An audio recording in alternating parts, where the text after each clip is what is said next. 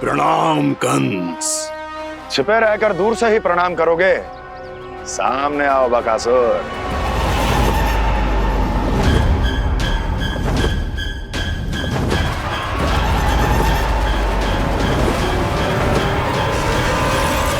चेतावनी को प्रणाम समझने की भूल केवल तुम ही कर सकते हो कंस।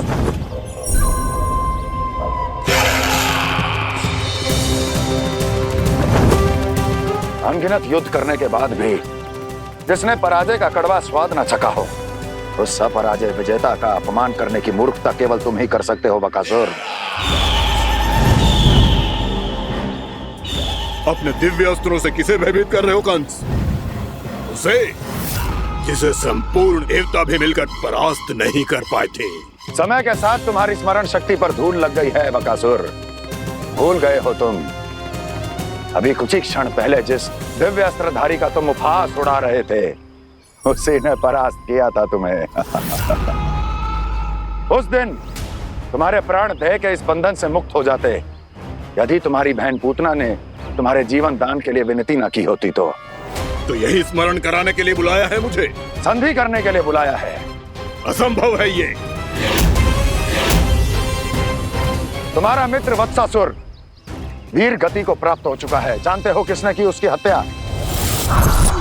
तुम्हारे प्राणों की रक्षा करने वाली तुम्हारी बहन पूतना प्राण गवा चुकी है अपने। जानते हो किसने की उसकी हत्या? किसने मारा मेरी बहन को? किसने मारा मेरे मित्रों को? किसने बुलाई है अपनी मृत्यु? उसी ने जो मेरा भी शत्रु है। इसीलिए बुलाया है तुम्हें यहाँ पर संधि करने के लिए, प्रतिशोध का एक अवसर देने के लिए। तुम नाम बताओ उसका कंस। उस दुष्ट को कच्चा ही निगल जाऊंगा मैं। बोलो कौन है वो? एक बालक है, कृष्ण। किंतु वो एक विष्णु अवतार है बकासुर। किसी का भी अवतार क्यों ना हो, किसी क्षण से मैं हूं उसके काल का अवतार। तुम केवल इतना बताओ कि कहां मिलेगा वो? वृंदावन।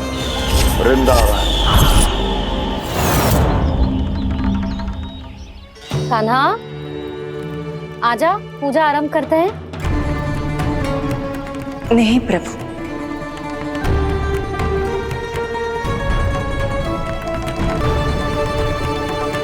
क्या सोच रहे हो लल्ला? आजा।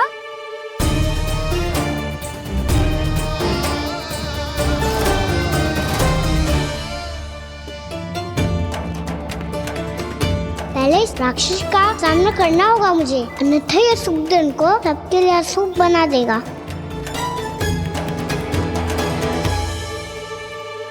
मैया, लक्ष्मी जी की पूजा से पहले सारे घर में दिए जलाकर उनका स्वागत करना चाहिए ना? कितना सयाना होगा मेरा लल्ला। चलो जी, दिए जलाए। आजा। प्रभु, मैं कुछ नहीं जानती। कोई भी योजना बनाइए, कोई उपाय निकालिए, पर आप मैया को मनाइए। आप मेरी पूजा नहीं कर सकते, ये शोभा नहीं देगा।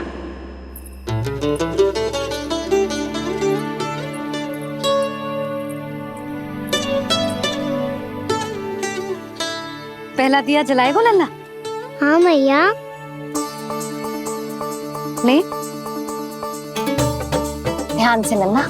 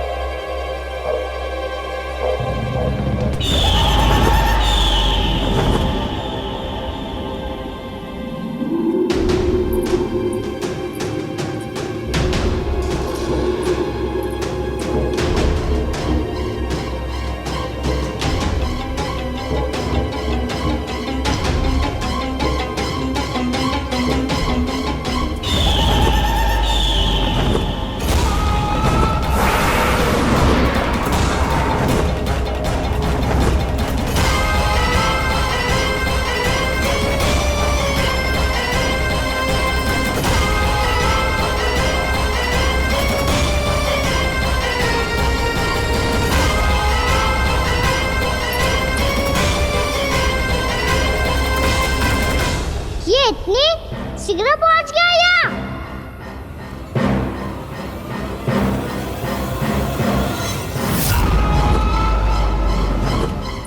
जी, श्वेत रंग का आकाश में क्या गया?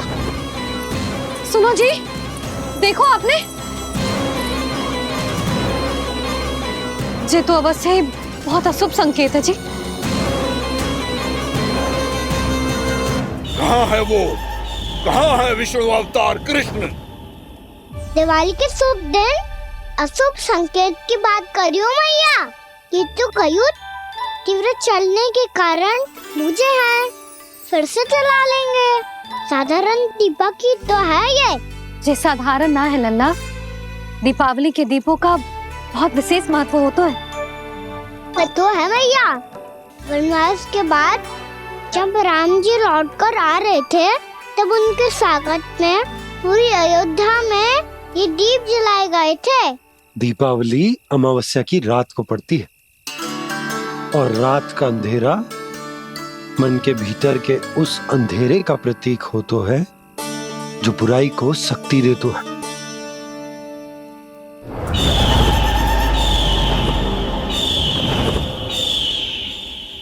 ये दीपक का तेल है ना, जे मन के विकारों का प्रतीक है। और जे बाती प्रतीक है हमारी आत्मा का। जब अमावस्या की अंधेरी रात में हम जो दीपक जलाते हैं ना, उसका अर्थ ये हो तो है, तो जे बाती अर्थात कि हमारी आत्मा भक्ति के ताप में तप कर इस तेल अर्थात हमारे मन के विकारों को जला देती और आत्मा शुद्ध होकर परमात्मा के साथ एक हो जाती और फैल जाता है दसों दिशाओं में अच्छाई, सुख, शांति और ज्ञान का प्रकाश। समझो?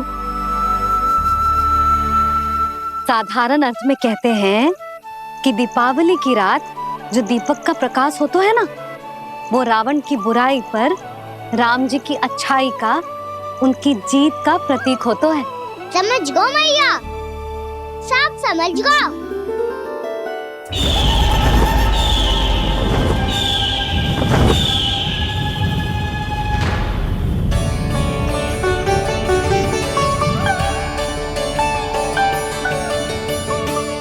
आज हम ये सारे दीपक जलाएंगे बाबा, और इसके प्रकाश के कारण कोई भी विकार, कोई भी बुराई वृंदावन में प्रवेश ना कर पाएगी, वृंदावन में प्रवेश ना कर पाएगी।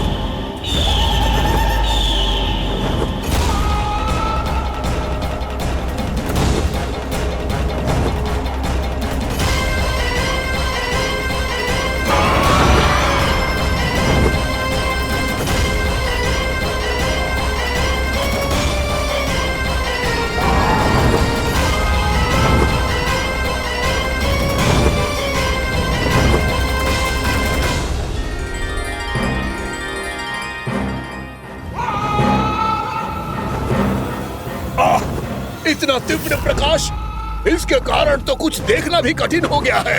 और मुझे इन दीपकों की उष्मा क्यों अनुभव हो रही है? कैसे संभव है ये? आज बुराई पर अच्छाई की विजय की रात है। आज वृंदावन के निकट आने का प्रयास भी ना करना बकासुर, अन्यथा इन दीपकों की लो तुम्हें जलाकर भस्म कर देगी। इन दीपकों की अग्नि तो सचमुच मुझे जला रही है।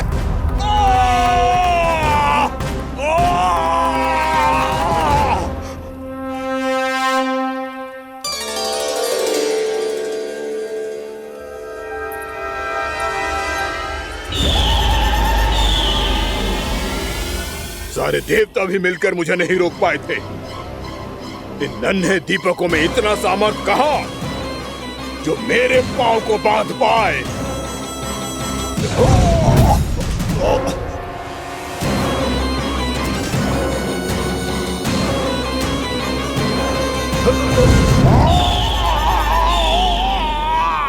इन्हें अंधेरा मिटाने वाले साधारण दीपक समझने की भूल मत करो बकासुर। वृंदावन में जलने वाला हर दीपक दीपक उस भक्ति का प्रतीक है जिसकी लो मेरे भक्तों ने अपने हृदय में जला रखी है।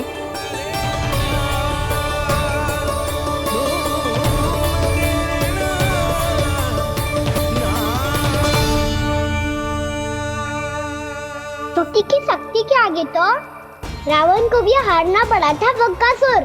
फिर तुम्हारा तो अस्तित्व क्या है? तो फिर अब मैं भी देखता हूँ ये दीपक कब तक तेरे वृंदावन को मुझसे बचाते हैं। जैसे सारे दीपक बुझ गए थे और चारों ओर अंधेरा छा गया था, मुझे लग रहा है अवश्य ही कोई बुरी ऊर्जा है हमारे आसपास। यशोदा, अंधेरे को भूल जाओ, चारों ओर बिखरे इस प्रकाश को देखो। ये मैया लक्ष्मी की उपस्थिति का संकेत, उनका आशीर्वाद हमारे साथ है। आप अभी तक यही हैं देवी? मैं कैसे जा सकती हूँ? यशोमती मैया मेरे दर्शन करना चाहती है। जिनकी इच्छा आप नहीं टाल सकते, उनकी इच्छा का मान मैं ना रखूं, ये तो संभव ही नहीं है। आपने मनाया है ना, स्मरण है ना आपको? मैं आपसे अपनी पूजा नहीं करवा सकती। अब तो दीपक भी जल गए, इससे पहले कि मुहूर्त निकल जाए पूजा आरंभ करते हैं। चल आजा।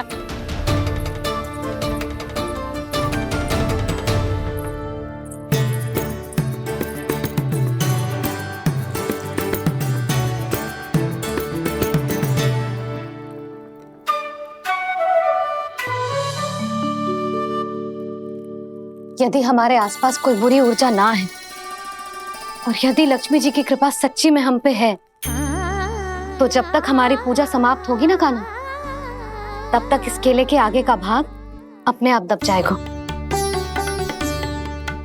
कान्हा, ये भी दीपावली की एक प्रथा है। इससे पता चलता है कि माँ लक्ष्मी की कृपा हम पर बनी हुई है कि ना।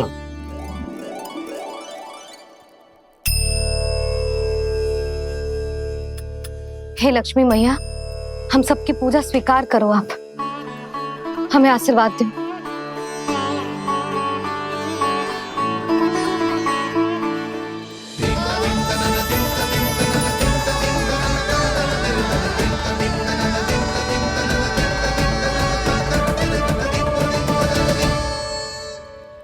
आपने सही कही थी जी, मैया लक्ष्मी का आशीर्वाद हमारे साथ ही है, सच्ची में हमारे साथ यही है।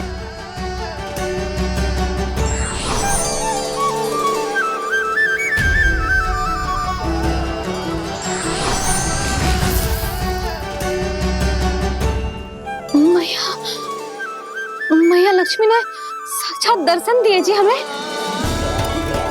हाय यशोदा, मैया ने हमारी भक्ति स्वीकार कर ली।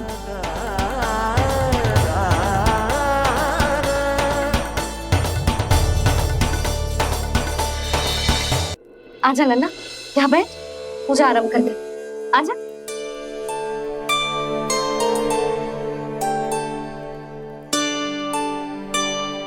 प्रभु नहीं, प्रभु क्या कर रहे हैं आप? कोई उपाय निकालिए, मैं आपसे अपनी पूजा नहीं करवा सकती। मैं मानती हूँ कि आप मानव रूप में हैं, पर फिर भी आप हैं तो मेरे स्वामी श्री नारायण के स्वरूप ही। आपसे पूजा करवाकर मैं उल्टी गंगा नहीं बहा सकती। जिन मैया की बात आप नहीं टाल पाए देवी, उनकी आज्ञा का पालन मैं ना करूं, ये कैसा संभव है?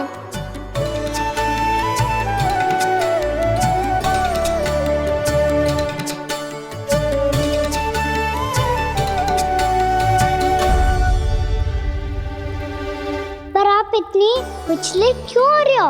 प्रेम और पूजा में कोई अंतर नहीं होता। मैं कोई भी अवतार क्यों ना ले लूं, मेरा प्रेम तो सदा आपके साथ ही है।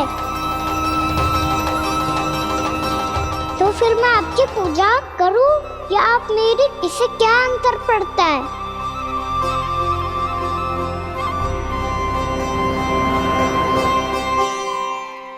तोड़ जगत की परिपाटी और छोड़ पुरुष अभिमान, अर्धांगिनी का पूजन कर प्रभु रच रहे नया विधान।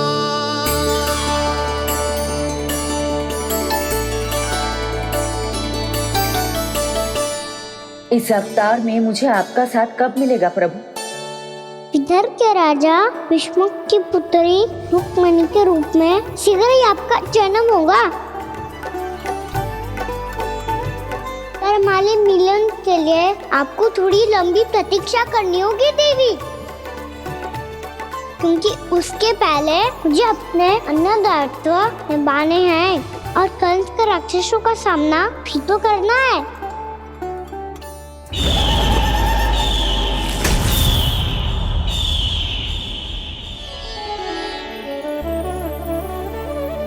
बोलो लक्ष्मी मैया की जय। सच्ची में आज बहुत ही शुभ दिन है। हाँ यशोदा, मुझे भी अब विश्वास हो गया कि अब से सुख और समृद्धि ही हमारे वृंदावन का भाग्य बनेगी।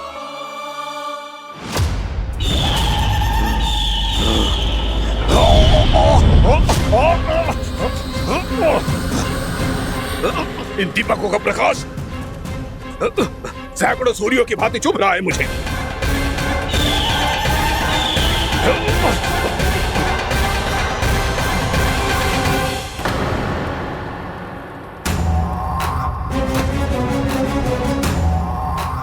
मैं भी बकासुर हूं, हार मानना तो मैंने सीखा ही नहीं।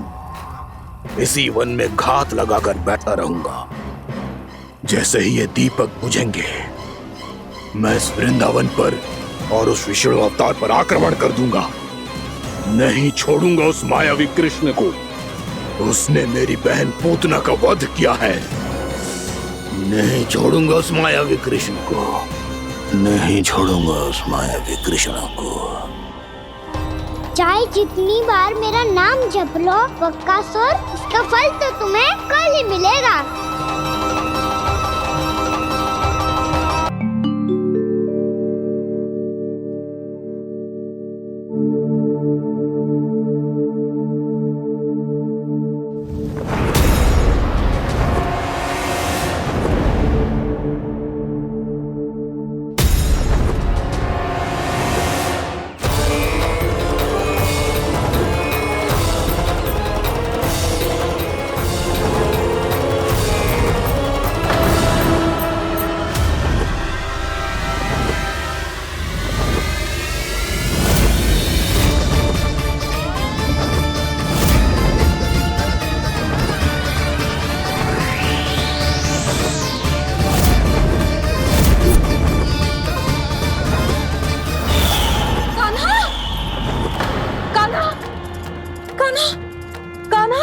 क्या हो गया यशोदा? खुद पूरा स्वप्न देखो क्या?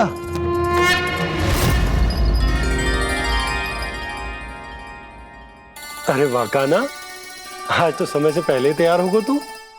तैयार तो होना ही था बाबा।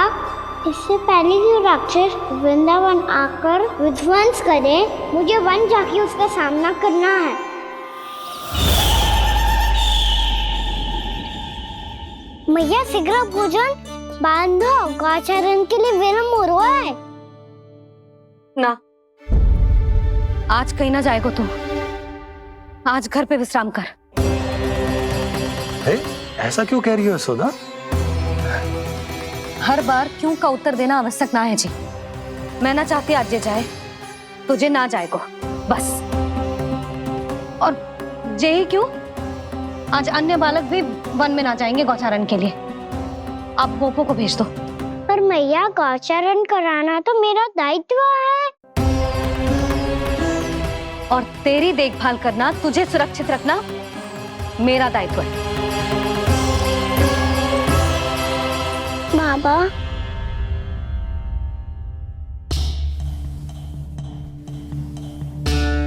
आज कछु मत बोल लल्ला।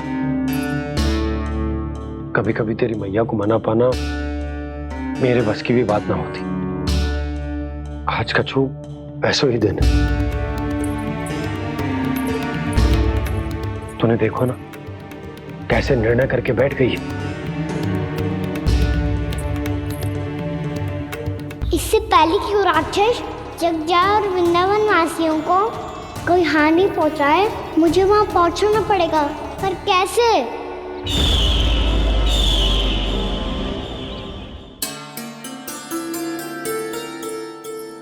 मैया, जाने दो ना, हाँ तो क्या कहेंगे सब? कान्हा ने दूसरे दिन ही छुट्टी ले ली। जिसे जो कहना है कहे, मेरे लिए तेरी सुरक्षा से अधिक महत्वपूर्ण और कछु ना है। देख लल्ला, ना जाने क्यों मेरा मन कह रहा है कि आज वन सुरक्षित ना है, इसीलिए हट मती कर। आज किसी भी मूल्य पे जाने ना दूंगी तुझे।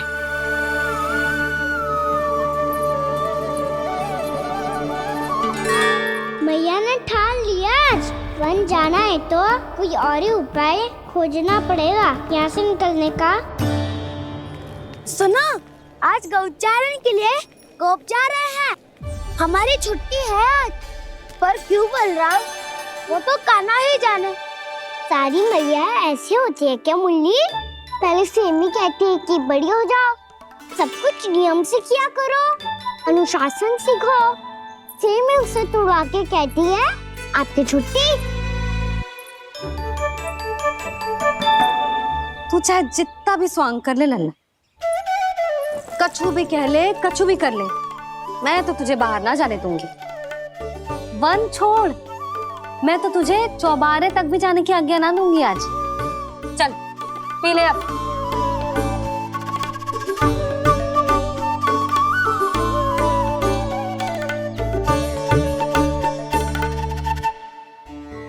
आप समझ नहीं रही हो, मैं नहीं गया तो बहुत बड़ी समस्या हो जाएगी मैया।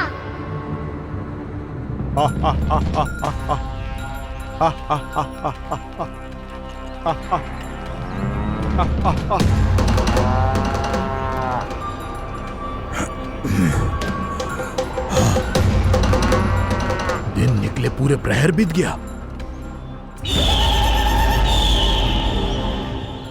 इन गोपों में तो कोई भी बालक नहीं है, परंतु कंस ने तो कहा था कृष्ण गोपालक है।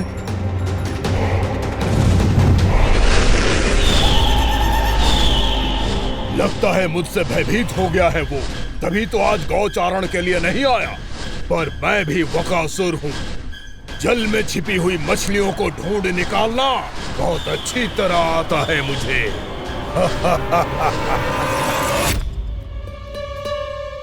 गोप और गैया संकट में है, मुझे शीघ्र ही वहाँ पहुँचने का कोई उपाय खोजना होगा। क्या सोच रहे हो? शीघ्र समाप्त कर, चल। शीघ्र समाप्त करके भी क्या करूँगा मैया? आप मुझे कहीं तो जाने ही दूंगी ना, जाके सिखाओं के साथ भी ना खेल सकता। वो तो है,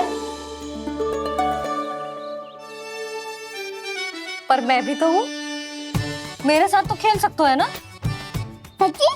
सच्ची। जो मैं खेल बोलूँगा वही खेल खेलोगे आप? हाँ। आप मिठोली खेलते हैं? बहुत दिन हो गए। ठीक है, पर पहली पट्टी तेरी आंख में बंधेगी लल्ला। मुझे शिकार है। चल पहले दूध समाप्त कर। पूरा समाप्त कर। ये हुई ना बात। आजा, खड़ा हो।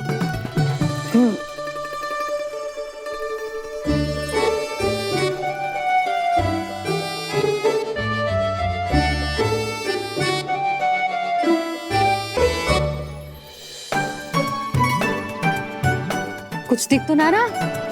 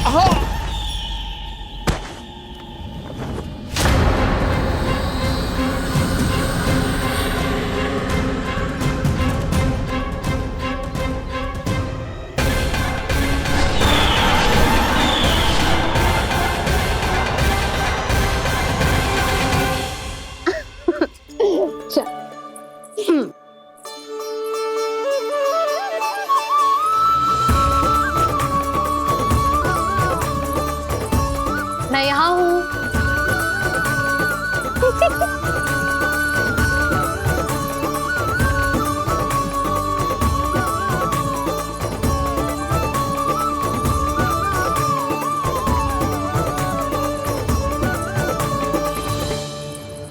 इससे पहले कि वो राक्षस किसी को हानि पहुंचाए, मुझे उस तक पहुंचना होगा।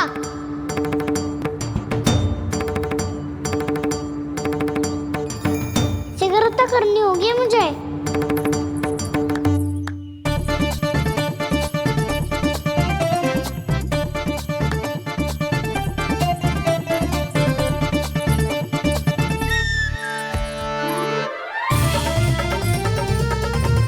पकड़ लियो मैया, पकड़ लियो।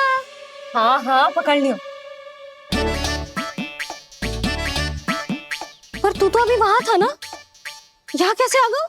आप भी तो वही थी मैया। सिगरा यहाँ कैसे आ गए? बहाना बनाने से ना बनूंगा मैं। चलो अब आपकी बारी। हाँ हाँ ठीक है।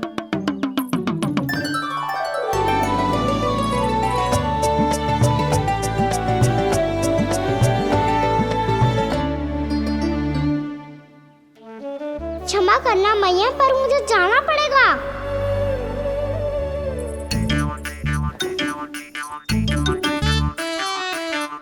मैया पकड़ो मुझे। कहाँ है नंदा?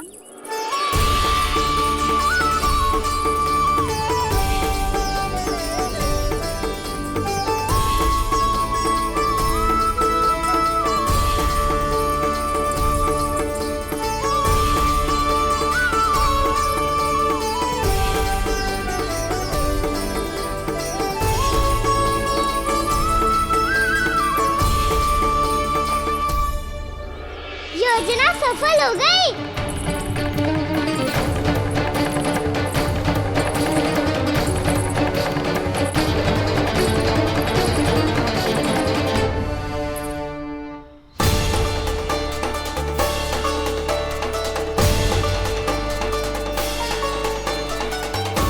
मुझे माफ करना मैया, आपको बिना बताए जाना पड़ रहा है।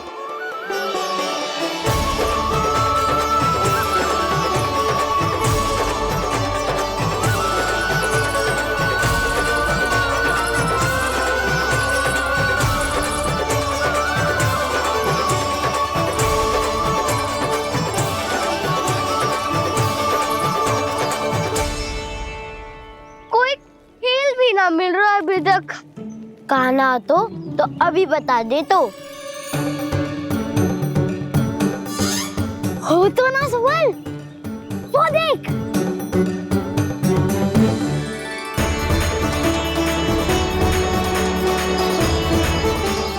क्या कर रहा है इतनी शीघ्रता में? वन की ओर जा रहा है, वो चालू कर रहे। चले। हाँ।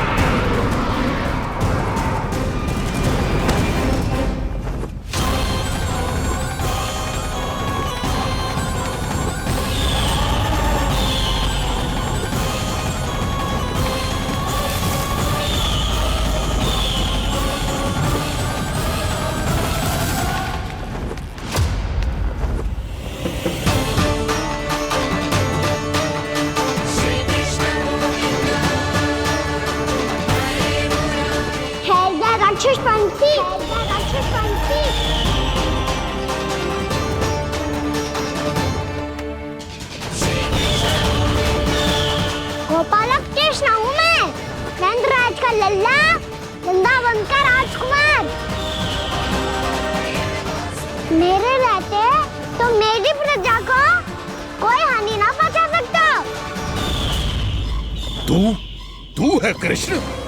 तुझ पर क्या प्रहार करूं मैं? मुझे तो लगा था विष्णु की तरह तेरे एक हाथ में चक्र होगा, दूसरे में गदा, पर तू तो नन्हा सा बालक है। कोई शक्ति नहीं है तेरे पास और ना ही है कोई अस्त्र या शस्त्र। तेरा सामना करने के लिए मुझे अस्त्र और शस्त्रों की आवश्यकता ना है राक्षस। वकासुर नाम है मेरा, वही वकासुर जो अपनी बहन पूतना की हत्या का प्रतिशोध लेने आया है।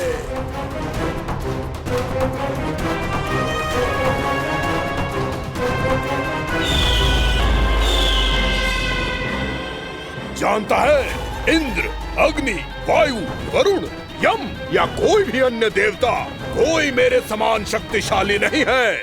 और तू, मुझ जैसे पर्वत के सामने एक तिनके जैसा तू करेगा मेरा सामना? तू रोकेगा मुझे? बस एक ही प्रहार में तुझे अपना आहार बना लूंगा मैं। छोटा चना बाजेगा ना। धमकियां देने से युद्ध नहीं जीते जाते बकासुर। जो कार्य हो करके दिखाओ।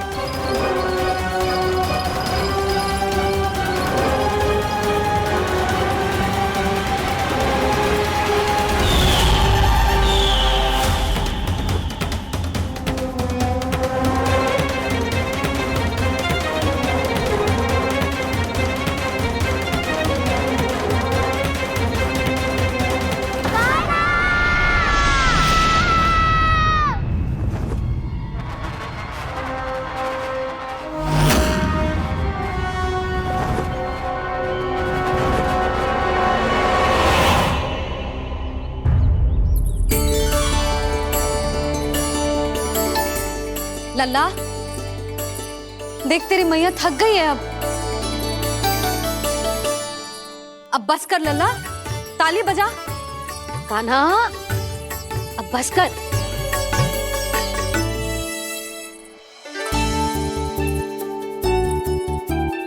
ताली बजा, ताली बजा, कोई संकेत तो दे। बता कहाँ है तू? पकड़ लिया।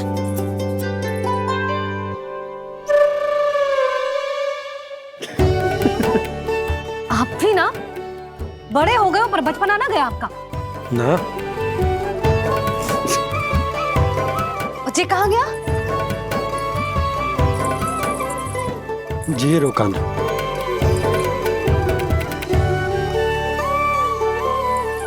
फिर से मेरे साथ छल करके भाग गए और गए हो कहाँ? नंदराज,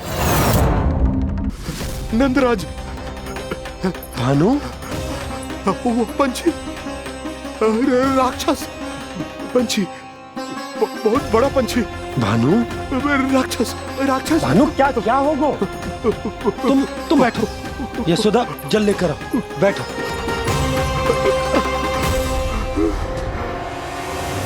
यदि आपको भूख लगी है तो मुझे खा लो, पर मेरे सखाओं को छोड़ दो पंछी जी।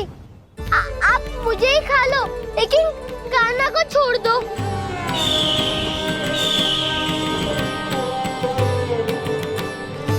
हम सबको खा लो, पर कान्हा को जीवन दान दे दो।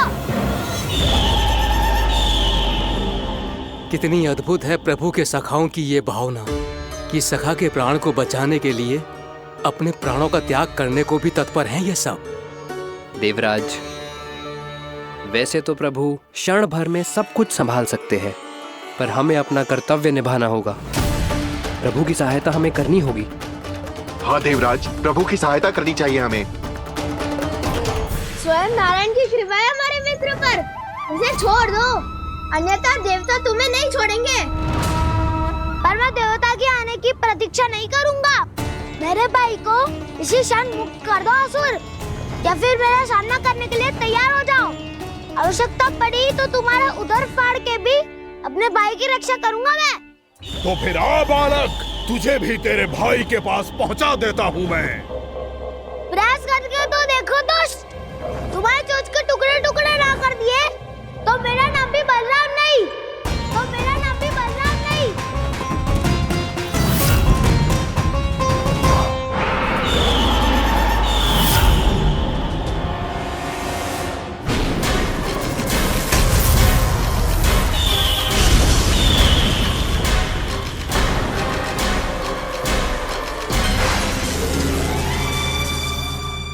प्रार्थना स्वीकार हो गई मधु। हमारे कान्हा की रक्षा करने स्वयं देवता आ गए।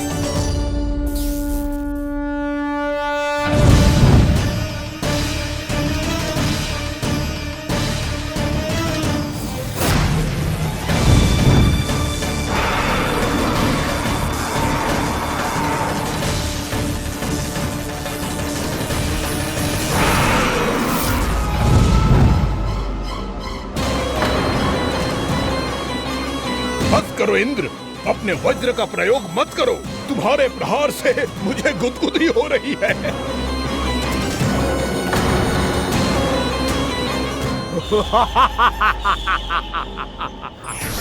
पर मेरी ज्वाला गुदगुदी नहीं करेगी बकासुर, जलाकर भस्म कर देगी।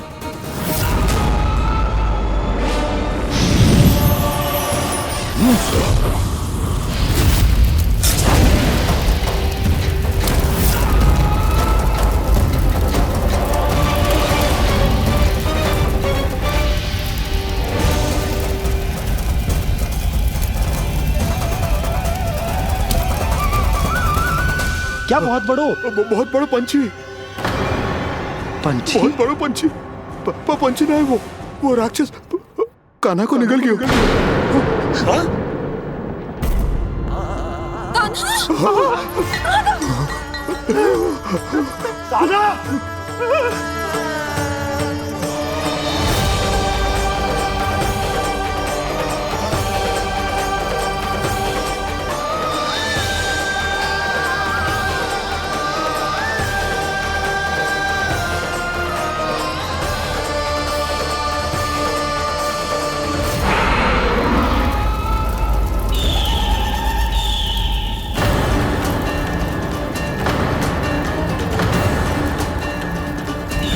मेरे उदर की जठराग्नि भी तुम्हारी ज्वाला से अधिक तीव्र है अग्निदेव।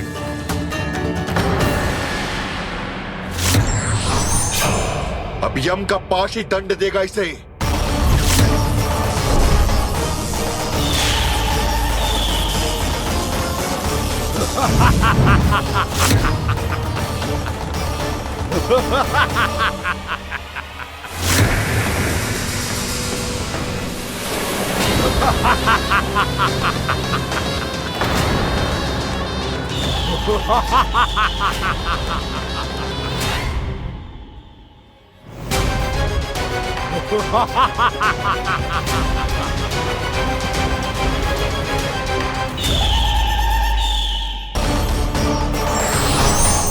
अब यम का पाश ही दंड देगा इसे।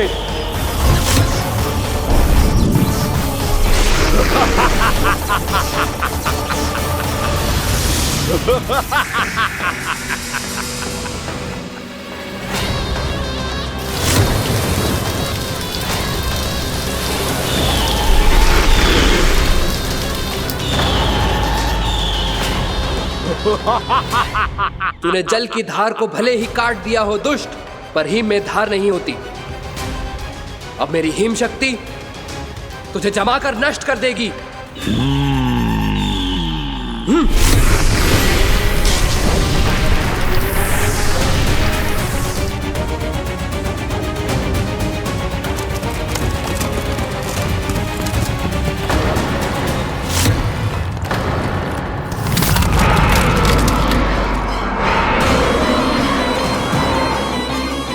चंद्र, वरुण, यम, अग्नि, इंद्र, तुम में से कोई भी इस योग्य नहीं है कि मुझे पराजित कर पाए और इस विष्णु अवतार की रक्षा कर पाए।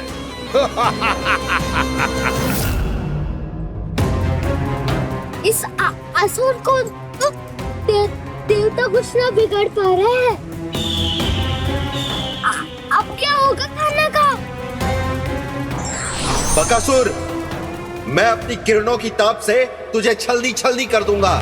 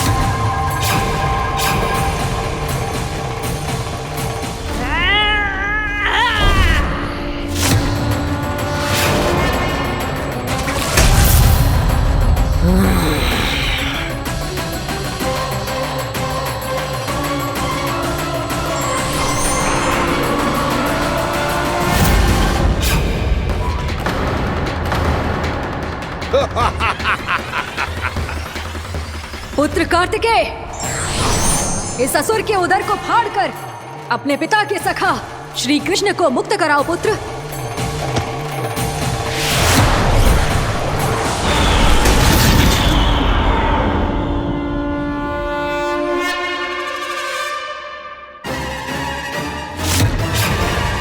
मैंने कहा था तुम में से कोई भी मेरा बाल भी बांका नहीं कर पाएगा। तुम देवताओं का तो सामर्थ्य ही क्या, स्वयं देवों के देव महादेव भी मेरा कुछ नहीं बिगाड़ पाएंगे। कृष्ण को अपने उदर में ही पचा जाऊंगा मैं।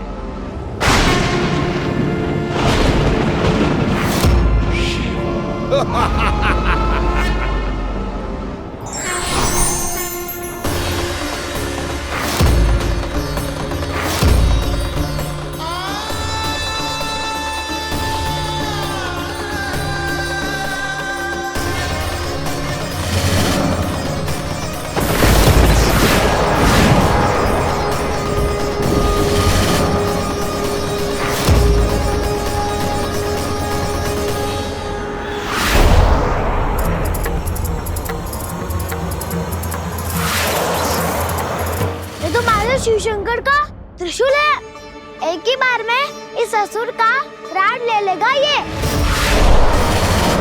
हाँ, महादेव का त्रिशूल।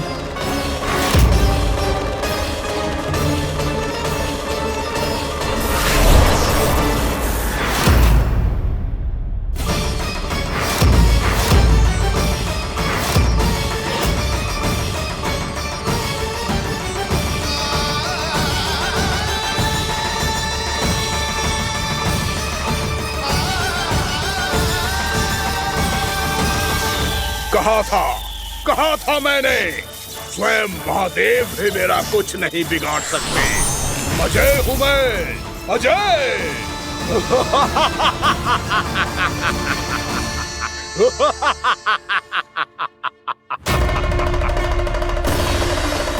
प्रभु, आपके त्रिशूल की महिमा तो अपरंपार है, तो फिर ये ठहर क्यों गया? आपने अपने त्रिशूल को वापस क्यों ले लिया महादेव? इस दुष्ट का संहार क्यों नहीं किया? क्योंकि इसकी मृत्यु मेरे हाथों नहीं, मेरे सखा नारायण के अवतार श्री कृष्ण के हाथों ही होगी, और यही विधि का विधान है। पर पिताजी, श्री कृष्ण तो इस असुर के उदर में फंसे हुए हैं, हम उन्हें मुक्त कैसे कराएंगे?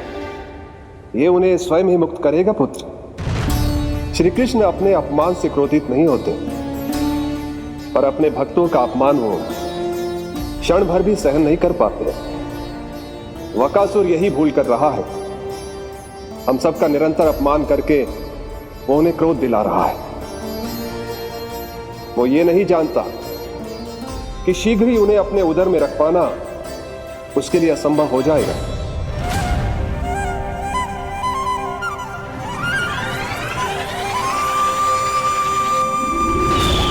क्या हुआ महादेव, पराजित होकर भी मुस्कुरा रहे हैं?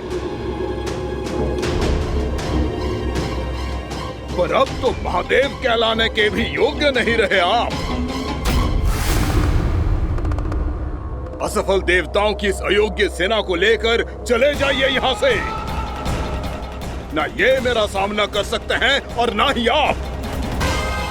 मेरी शक्ति के सामने आप अक्षम हैं महादेव।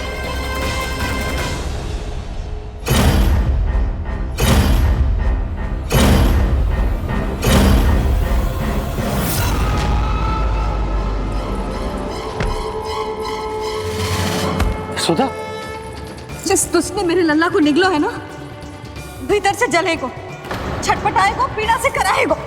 जिस दुष्ट ने मेरे लल्ला को निगलो है ना, भीतर से जलेगो, छटपटाएगो, पीड़ा से कराएगो। ये क्या हो रहा है मुझे?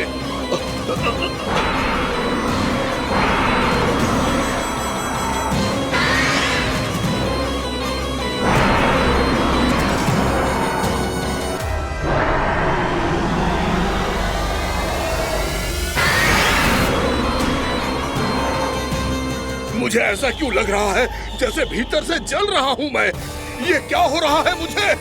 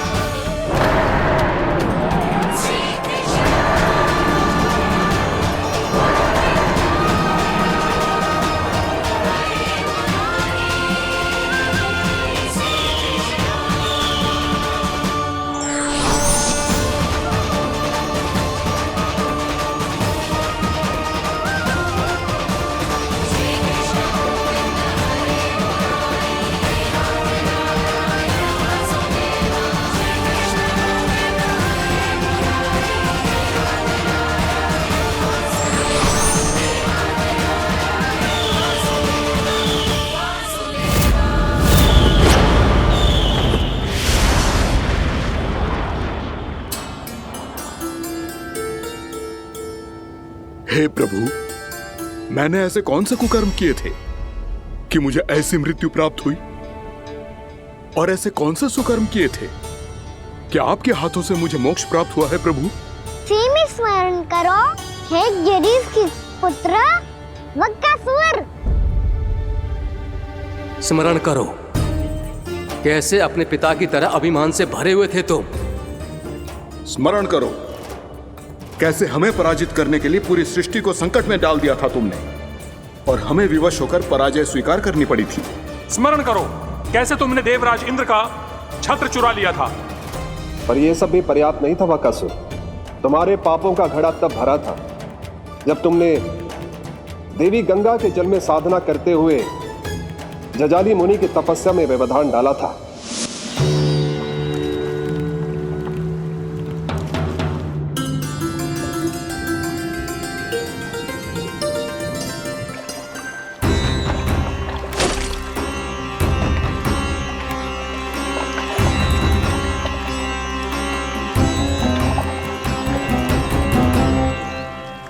रुक क्यों गए चालक? नौका को आगे की ओर ले चलो। आगे बढ़ना उचित नहीं होगा महाराज। यहाँ से कुछ ही दूरी पर जालजली मुनि तपस्या कर रहे हैं। तो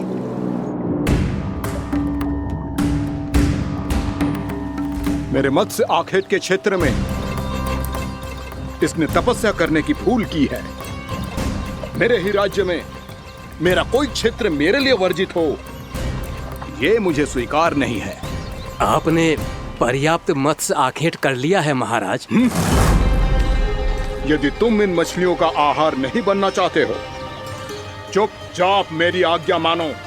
क्षमा, क्षमा महाराज।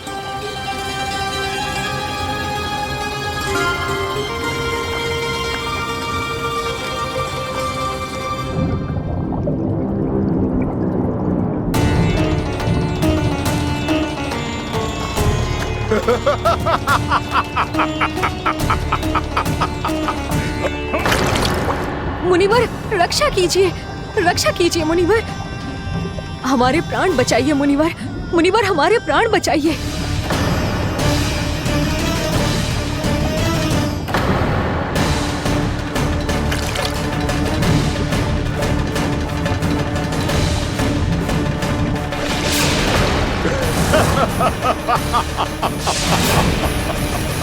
ठहर जाओ असुरराज,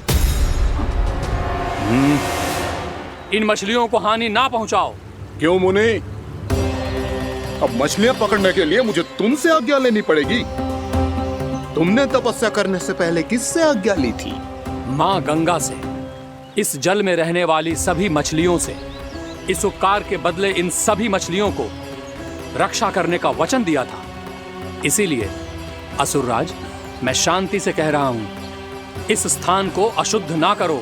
चुपचाप यहां से चले जाओ, नहीं तो इसका परिणाम अच्छा नहीं होगा।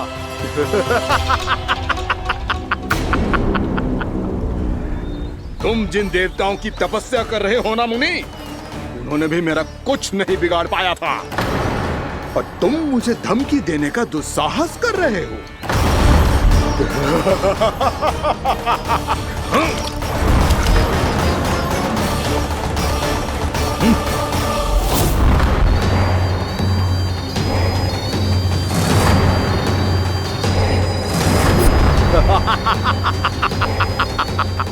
मूर्ख, विचारों से तो तू राक्षस है ही, और स्वभाव से उस बगुले की तरह है जो भूख ना होने पर भी उन निर्दोष मछलियों को आहार बनाता रहता है। इसलिए अभी इसी क्षण से तू वकुला का जीवन जिएगा। ये मेरा श्राप है, ये मेरा श्राप है।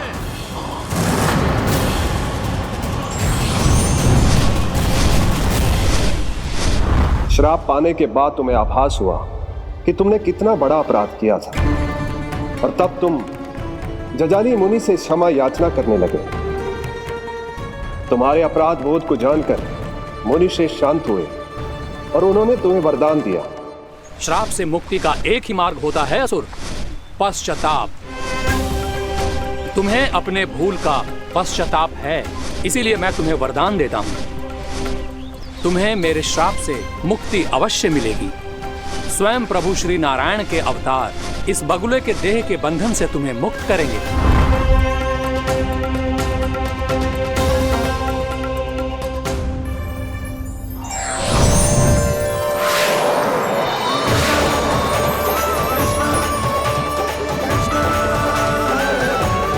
प्रणाम स्वीकार करें प्रभु।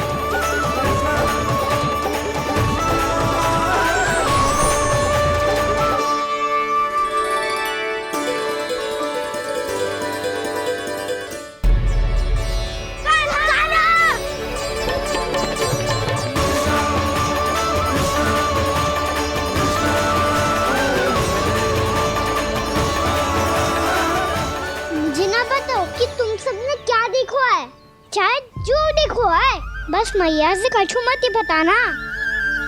कान्हा!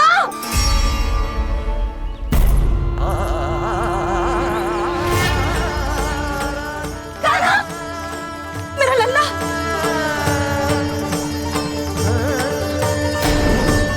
भानु बता रहा था तुझे कोई असुर पंछी निकल गया था। हाँ?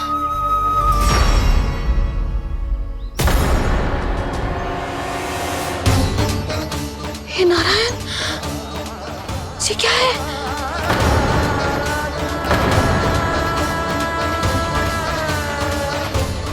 ये सब कैसे हुआ लल्ला? हाँ? कोई बताएगा मुझे ये क्या है?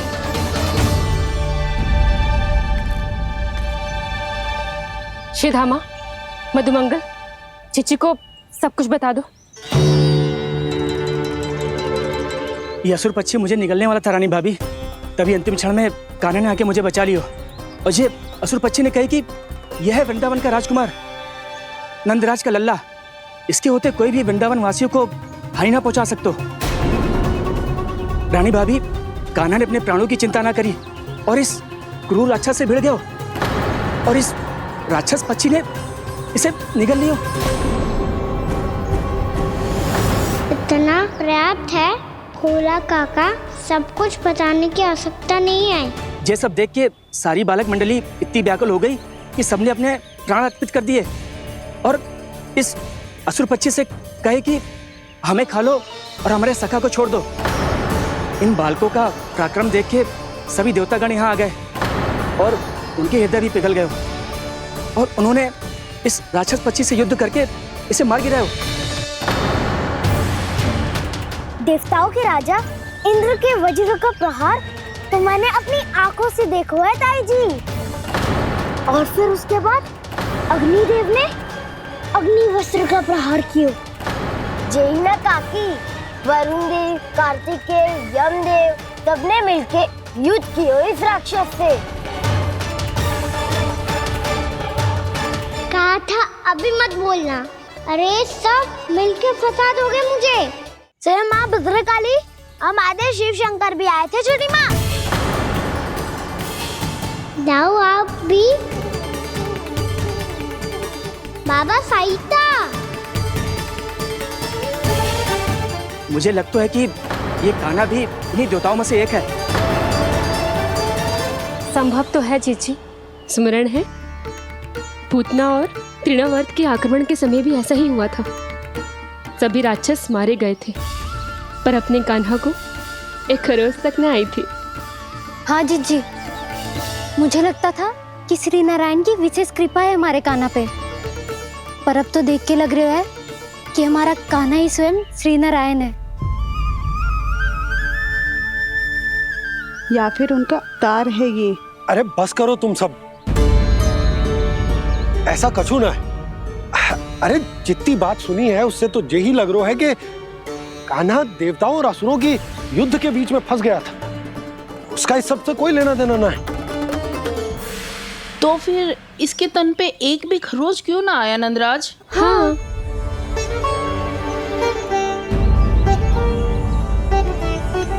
है काकी, खरच तो है।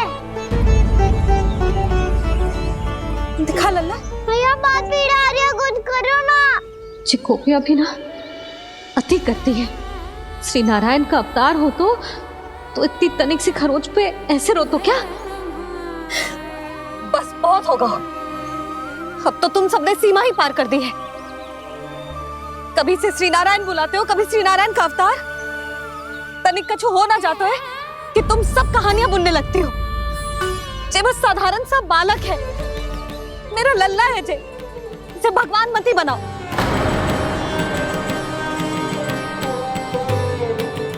और तू, क्या आवश्यकता थी तुझे यहाँ आने की? हाँ, वो भी मुझे बिना बताए। मेरे साथ छल करके आयो है तू। अब तू घर चल, ऐसा दंड दूंगी ना कि मैया बहुत पीड़ा हो रही है। मैया बहुत पीड़ा हो रही है मैया। हाँ लल्ला, तू घर चल, मैं तुझे औषधि लगा दूंगी। हल्दी का लेप लगाऊंगी ना, झट से ठीक हो जाएगा। चल चल।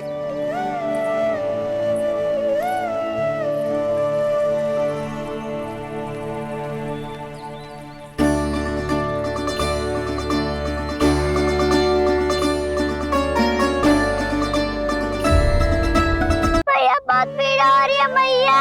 हाँ लल्ला, तू घर चल, मैं तुझे औषधि लगा दूंगी। हल्दी का लेप लगाऊंगी ना, झट से ठीक हो जाएगा। चल चल।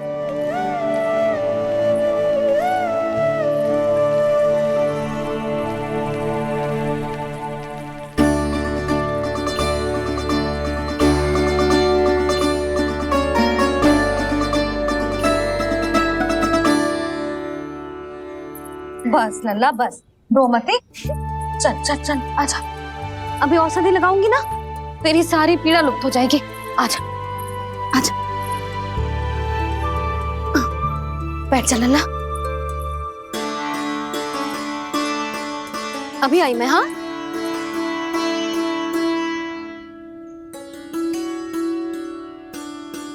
मैया। अरे तो अभी तक रो रो है? क्या कह रही थी सारी गोपियां? बता। के मेरा लल्ला श्री नारायण का अवतार है, दिव्य है, भगवान है। और जब भगवान इतनी छोटी सी चोट पे रोते हैं क्या? इतनी तो लगी भी ना है तुझे जितना तो तू आ ऊ कर रो है।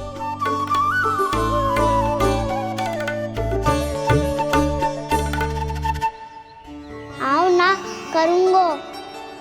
आप ऐसा दुलार थोड़ी करोगी। ओहो, वृंदावन का गौपालक जे इतनी छोटी सी चोट पे रोता है ना? गोप बालकों का मुखिया इतनी छोटी सी चोट पे रोता है? मेरा लल्ला तो सबसे शक्तिशाली है। जे इतनी छोटी सी चोट तो क्या बड़े बड़े राक्षसों से भी ना घबराता है। हाँ, एक बार में सबको समाप्त कर देता है कि ना? हाँ मैया, यदि कोई राक्षस वृंदावन की ओर तेरी दृष्टि करके आएगा तो सबसे पहले कान्हा को सुरक्षा में खड़ा पाएगा। फिर चाहे जो बाल बन के आए या बगुला बन के।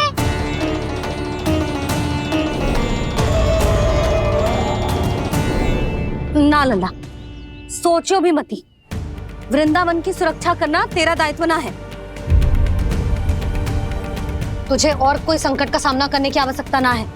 अभी तो मेरी पीड़िता का हरण कर रही थी, अचानक से क्या हो गया मैया को? कोई आवश्यकता ना है तुझे ऐसे संकटों का सामना करने की। आने दे आज तेरे बाबा को, सीधा सीधा बोल दूंगी। बहुत हो गए उनके तर्क वितर्क। मेरा फूल सा लल्ला वन में अकेले गौचारण के लिए ना जाएगो। आज बगुले ने निकल लियो, कल का और हो जाए तो? नारायण ना करे, कहीं कछु ऊंच नीच तुझे कछु हो जाए तो? मैं तो जीते जी मर जाऊंगी।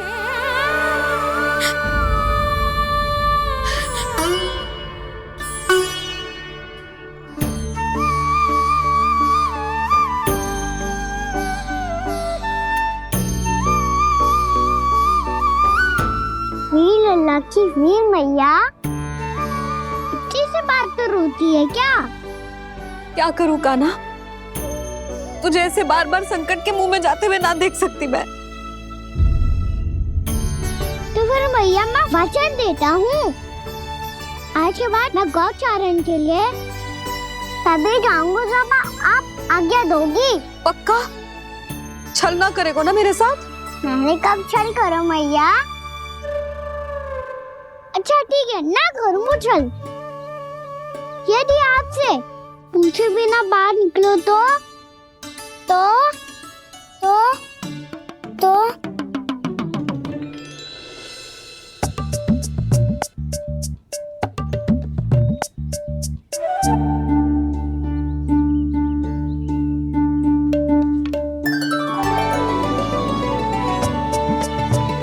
ये रे आपकी छड़ी और ये रे मेरी पीठ।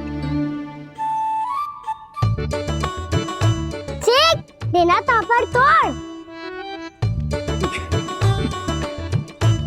ठीक है, जब तूने अपना दंड निर्धारित कर ही लियो है तो सोच ले, अब अगर तूने मेरी बात ना मानी तो तोड़ तोड़ छड़ी पड़ेगी। समझ आई?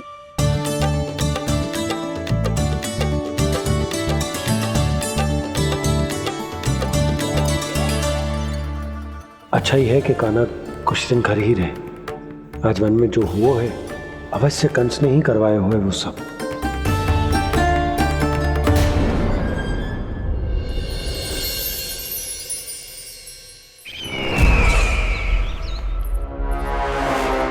आपका ये धनुष तो सबसे अधिक शक्तिशाली था महाराज, ये कैसे टूट गया? कहीं ये बकासुर की पराजय का संकेत तो?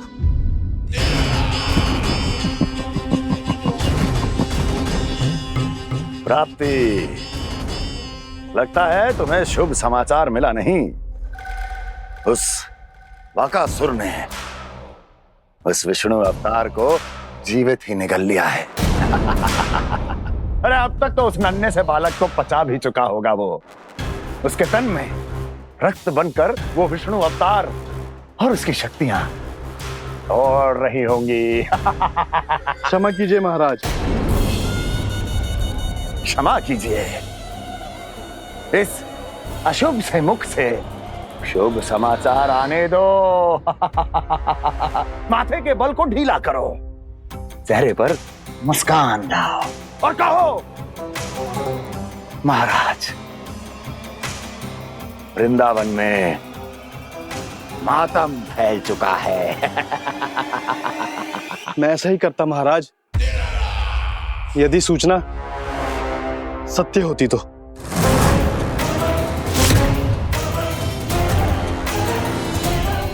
कहना क्या चाहते हो? एक क्षण में सूचना उगलो, अन्यथा मेरा योद्धा बकासुर विष्णु अवतार की तरह तुम्हें भी जीवित निकल जाएगा। आने दो। बकासुर मारा गया महाराज, बकासुर मारा गया महाराज, बकासुर मारा गया। बकासुर मर चुका है? असंभव। असंभव। बकासुर ने उस बालक को निगल तो लिया था, पर उसकी सुरक्षा करने के लिए सभी देवता वहां प्रकट हो गए, पर फिर भी कोई बकासुर का सामना नहीं कर पाया। और फिर क्या हुआ? वो बालक स्वयं ही बकासुर के उदर से बाहर आ गया और उसकी चोंच तोड़कर उसकी हत्या कर दी।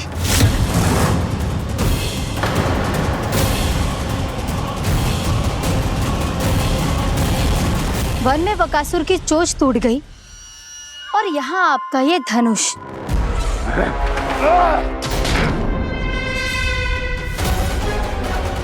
केवल नहीं टूटा तो आपका ये भ्रम महाराज। क्षमा कीजिएगा महाराज, आपका भ्रम टूटना आवश्यक है। आवश्यक है आपको यह आभास होना कि उस विष्णु अवतार को पराजित करने के लिए आपके साधारण योद्धाओं में वो सामर्थ्य नहीं है। वत्सासुर, पूतना, तृणावर्त, बकासुर, ये सब साधारण नहीं थे प्राप्ति, साधारण नहीं थे। फिर तो ये और भी अधिक चिंता का विषय है महाराज, क्योंकि इसका अर्थ तो यही हुआ कि वो विष्णु अवतार कुछ अधिक ही असाधारण है और उसका सामना करने के लिए और उसे मिट्टी में मिलाने के लिए आपको एक ऐसे अस्त्र की आवश्यकता है जो उसके सामने ना झुके और ना ही टूटे।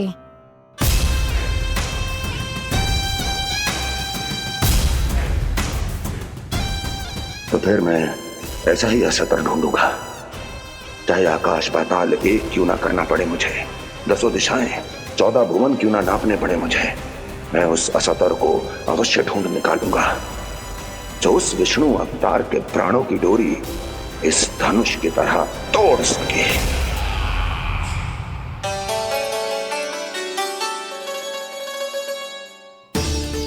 थैंक्स पापा, मैंने मैया को वचन दिया है कि जब तक नहीं चाहेंगी मैं वन नहीं जाऊंगा, इसलिए आप मुझे मारने के लिए कोई शक्तिशाली असुर ढूंढने में व्यस्त रहो। कुछ दिन तब तक मैं व्यस्त रहूंगा अपनी मैया की सेवा करने में।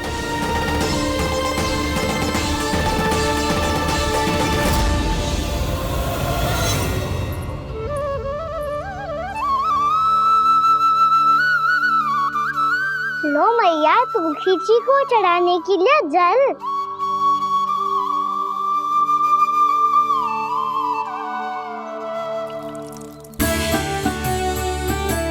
लो मैया, और आटा।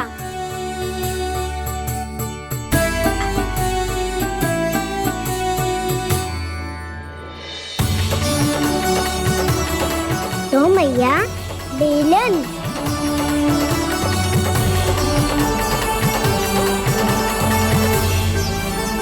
ले तनिक खा ले।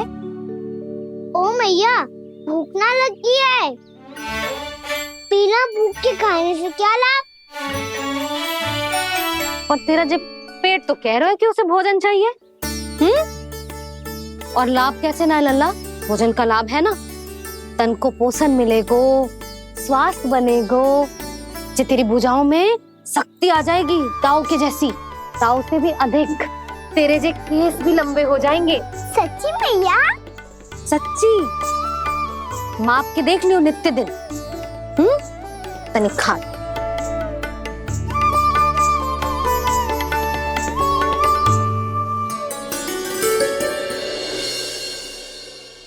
मान के मैया का कहना, छक के भोजन खाते हैं, नित्य मापते भुजा केश, पर ज्यों का त्यों ही पाते हैं।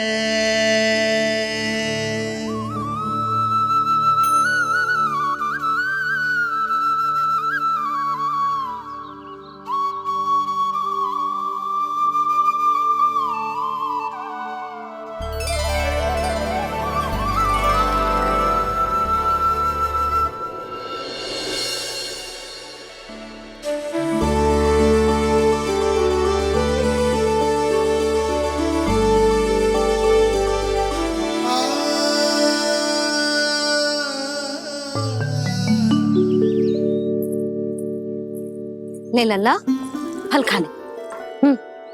ना, मुझे ना खाने फल वल। क्यों? लंबे केस और शक्तिशाली भुजाएं ना चाहिए? व्यर्थ है ये सब। पिछले 10 दिनों से देख रहा हूँ, ना केस लंबे हुए हैं, ना भुजाएं शक्तिशाली बनी है। 10 दिन में का चुनाव होने वाला।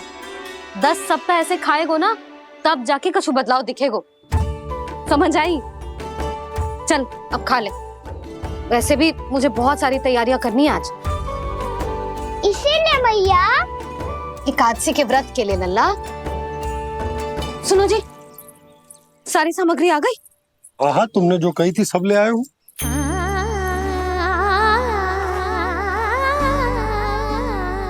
इसमें नारियल तो है ही ना, उसके बिना मैं एकादशी की पूजा कैसे करूंगी? यशोदा, मैंने भोला से कह दिया, वो लेकर आते ही होगा, घबराओ मत। कैसे ना घबराओ जी, आपको पता है ना एकादशी का व्रत मेरे लिए कितना महत्वपूर्ण है। पतो है। अरे इसमें तो दिए भी ना है। दिए ना है? अब मैं अभी लेकर आता हूँ। आप रहने दो, मैं ही लेके आती हूँ। भक्त भोला राम के यहाँ से है? भक्त भोला राम? मेरा अर्थ है कुमार खुला यहाँ के हाथ से। हाँ हाँ वो ही।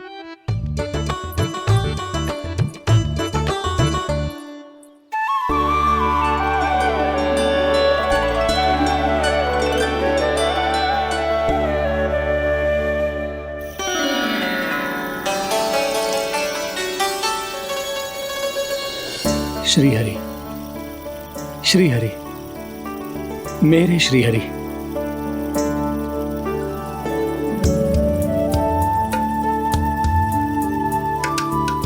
मेरे श्री हरि।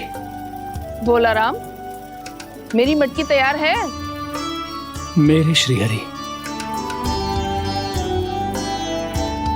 मेरे श्री हरि।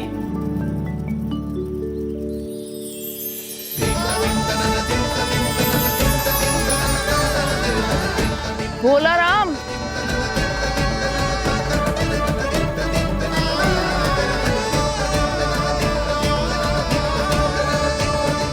भोला काका, ओ भोला काका।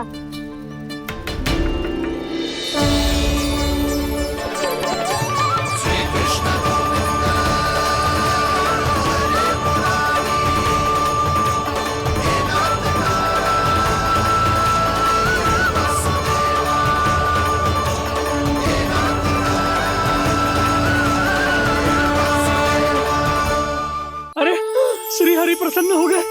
मेरे श्री हरि आ गए, मेरे भगवान आ गए। मेरे श्री हरि आ गए, मेरे भगवान आ गए। मेरे श्री हरि आ गए, मेरे भगवान आ गए। मेरे श्री हरि आ गए, मेरे भगवान आ गए। मेरे भगवान आ गए, मेरे घर मेरे भगवान आ गए।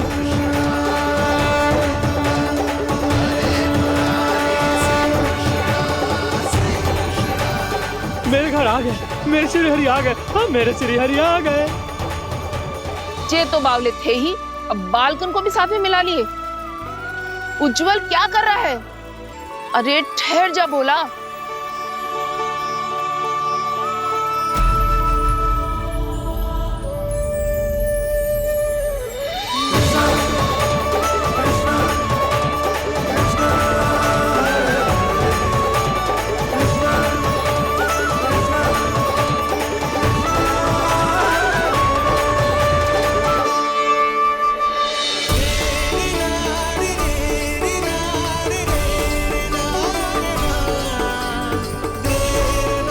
प्रेम से बुलाओ, आएंगे हरि भी।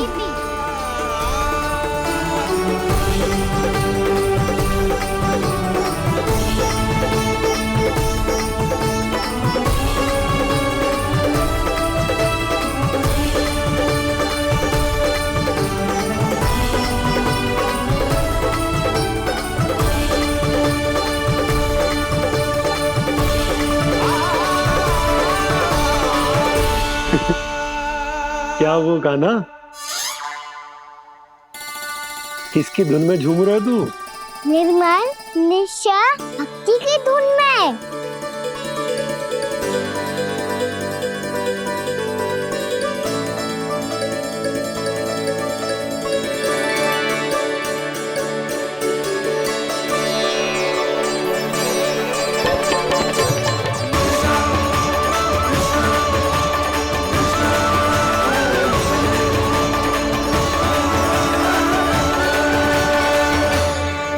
अरे क्या हो गया इन्हें? बावले हो गए हैं क्या? ठहरो, कोई आवश्यकता ना है ऐसे बावलों की तरह नाचने की।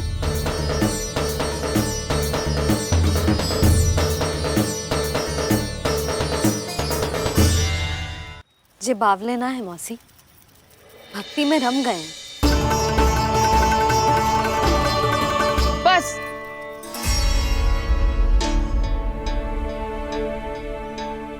हम सब कब से खड़े हैं यहाँ, पर तुम्हें कुछ ध्यान ही रहा है।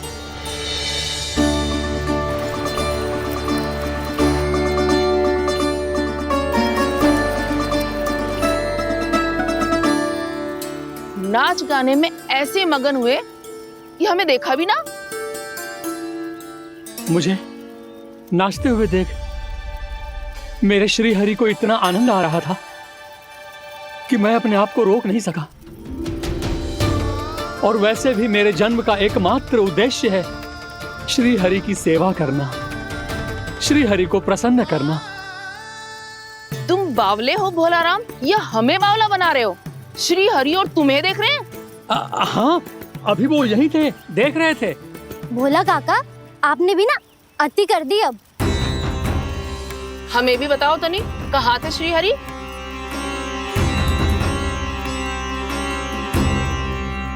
ना जाने अपना उपहास करवाने में क्या आनंद आता है इन्हें। देखो, अब तुम सच मानो या झूठ, लेकिन हमरे श्री हरि यहीं थे, इसी चाक पर अभी। हाँ, लो सुन लो इस मूर्ख की बात। श्री हरि को और कोई स्थान ना मिलो जो इसके मिट्टी के चाक पे आकर बैठेंगे। श्री हरि को और कोई स्थान ना मिलो जो इसके मिट्टी के चाक पे आकर बैठेंगे। श्री हरि को और कोई स्थान ना मिलो जो इसके मिट्टी के चाक पे आकर बैठेंगे। जैसी मैया वैसो ही लल्ला, दोनों का कुछ पता ही ना चलतो, कब किस बात पर प्रसन्न हो जाए और किस बात पर रुष्ट। अरे मैं भला असत्य क्यों बोलूंगा? अभी यही थे श्री हरि। हाँ,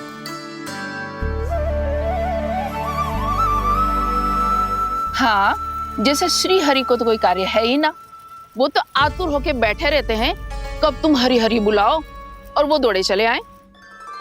भगवान तो भक्तों के पास आने के लिए सदैव आतुर रहते हैं, बल्कि सत्य तो यह है कि भक्तों के मन में ही निवास करते हैं भगवान।